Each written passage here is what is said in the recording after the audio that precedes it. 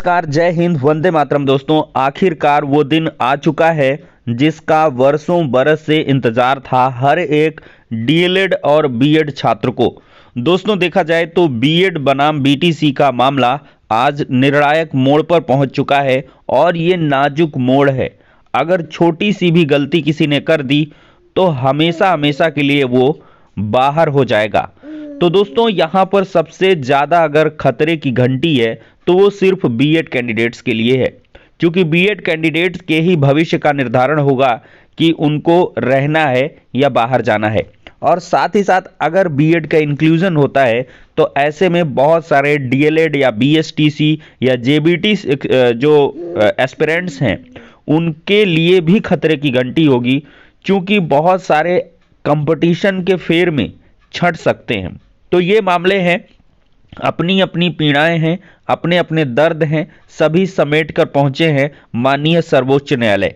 देखा जाए तो सर्वोच्च न्यायालय इसमें एक बड़ा फैसला सुनाएगा और आज की डेट में देखा जाए तो ये मैटर 10:30 बजे से सुना जाएगा। ये केस स्टेटस भी अपडेट हो चुका है। Devesh Sharma versus union of India case details हैं, डायरी नंबर दिया है सेक्शन 15 के अंतर्गत। केस नंबर यहाँ पर देखिए रजिस्टर्ड है, प्रेजेंट लिस्टेड ऑन है 11 जनवरी 2023। Honourable mister justice Aniruddha Bose and honourable mister justice Sudhanshu Dhulia.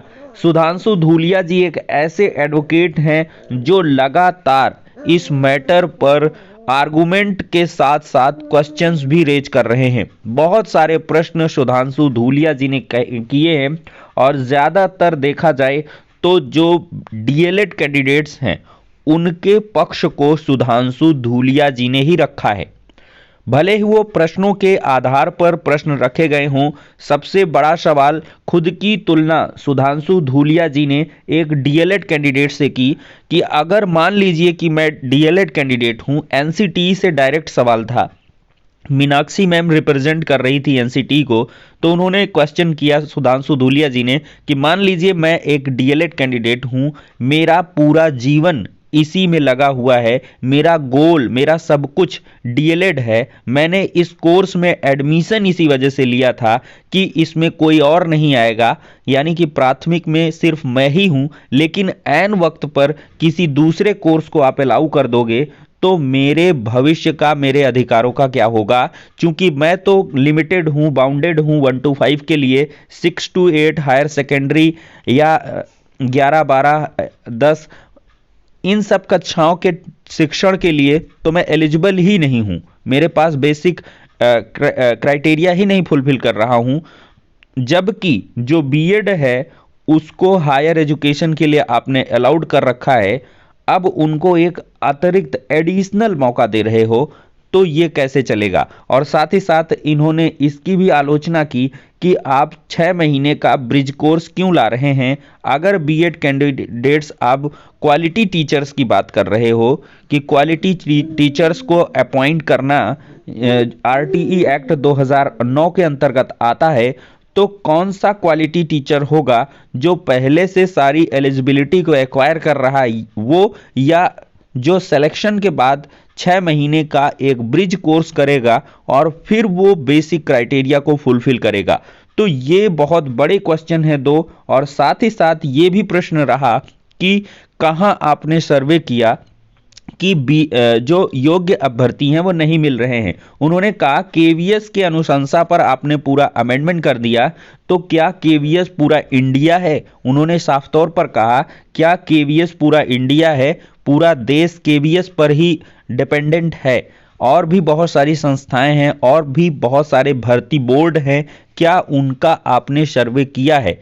उनके सर्वे के आधार पर क्या आपने ये कंक्लूजन निकाला? ये भी एक बड़ा सवाल एनसीटी से कहा गया। तो दोस्तों, ये बहुत ही बड़े टर्निंग पॉइंट्स हैं जिनका जवाब देने में एनसीटी क्या एमएचआरडी भी निरुत्तर रहे हैं। और साथ ही साथ additional solicitor general ASG Aishwarya Bhati ma'am जो रिप्रेजेंट कर रही थी भारत सरकार को, उनसे भी डायरेक्ट सवाल ये किए गए थे कि क्या आपके नज़रों में बीएड कैंडिडेट्स एलिजिबल हैं?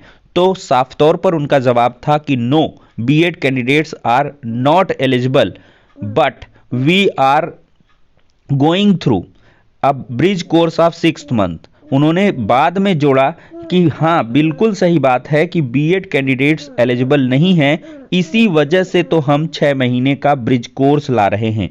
ये भी बहुत बड़ा टर्निंग पॉइंट था दोस्तों, और इन्हीं सभी पॉइंट्स के आधार पर सुप्रीम कोर्ट आज बीएसटीसी का भी पक्ष जानने का प्रयास करेगी, और इसके बाद में भी फिर से एनसीटी कोई एडिशनल डॉक्यूमेंट लेके आएं या एएसजी मैम कुछ अपना जो है आर्गुमेंट रखें, अन्यथा फिर ये केस जो है यहाँ से ऑर्डर इसका रिजर्व हो जाएगा। और दोस्तों सुप्रीम कोर्ट से पता नहीं क्या कुछ डिसीजन आने वाला है, और यहाँ पर बीएड कैंडिडेट्स की भी अपनी समस्याएं हैं।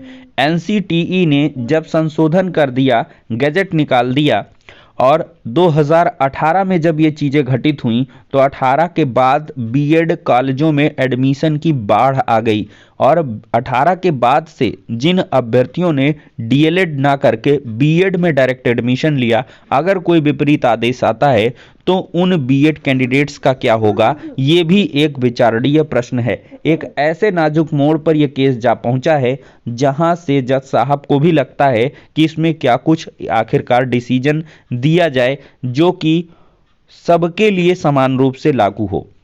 यहाँ पर राज्यों की भी बात आई है।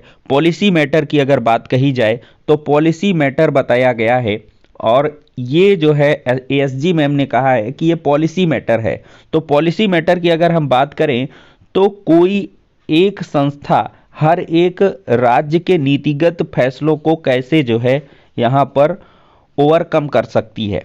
मतलब कि केंद्र सरकार की एक नामित संस्था जो एमसीटी है, उसने ऐसे नियम को बना दिया जो कि हर एक स्टेट पर लागू नहीं होते हैं। मान सकते हैं कि कहीं पर डीएलएड कैंडिडेट्स की कमी होगी, जैसे उत्तर प्रदेश का उदाहरण दिया गया कि 68,500 शिक्षक भर्ती आई, जिसमें 41,000 ही लगभग कैंडिडेट पास हो पाए थे, बाकी की सीटें खाली रह गईं।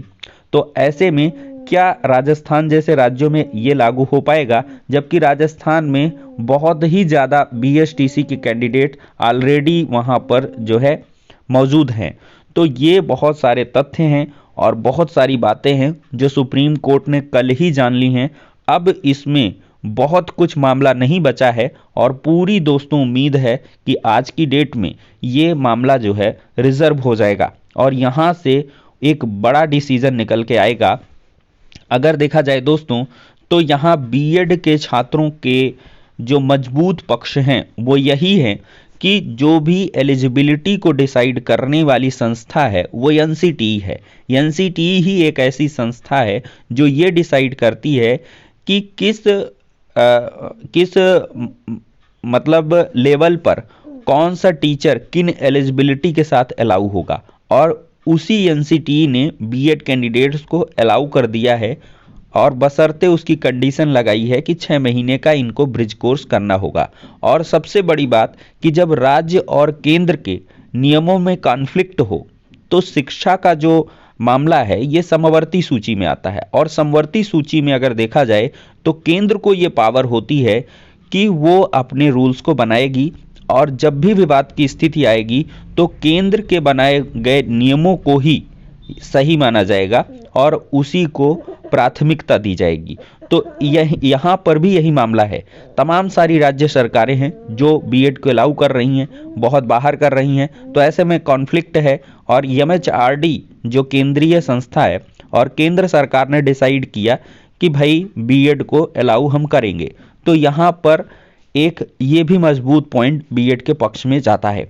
और बाकी देखा जाए तो सब कुछ बीएड के निगेटिव है, और यहाँ से जज साहब ने ये खुद अपने मुखारबिंदु से शब्द निकाले हैं कि एक आध चीज़ों को अगर देखी जाए तो उनको छोड़ करके मेरिट पर अगर केस को हम डिसाइड करें तो आपके खिलाफ सब कुछ है, मतलब कि आपके अगेंस्ट है सब।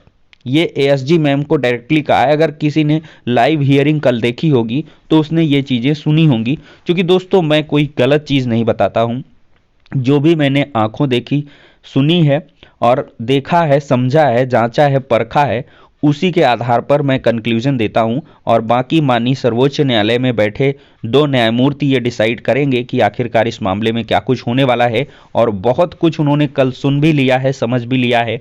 अब इसमें जो है ज़्यादा मामला बचा नहीं है और मैं तो यही चाहूँगा कि ये मामला जल्द से जल्द फाइनलाइज हो जाए, क्योंकि इसके चलते बहुत सारी भर्तियां रुकी हुई हैं। उत्तर प्रदेश में ही 51,000 शिक्षक भर्ती का विज्ञापन कब का जारी हो गया होता, लेकिन इसी विवाद के चलते अभी तक कोई भी विज्ञापन, यहाँ तक कि इवन टीटी का भी विज्ञापन नहीं आ पाया है।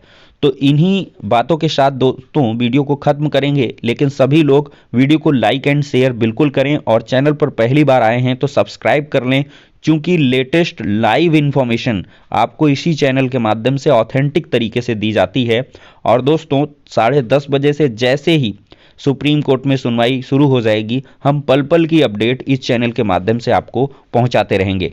तो दोस्तों इस वीडियो के साथ आप सभी से हम विदा लेंगे, नेक्स्ट वीडियो में मिलते हैं।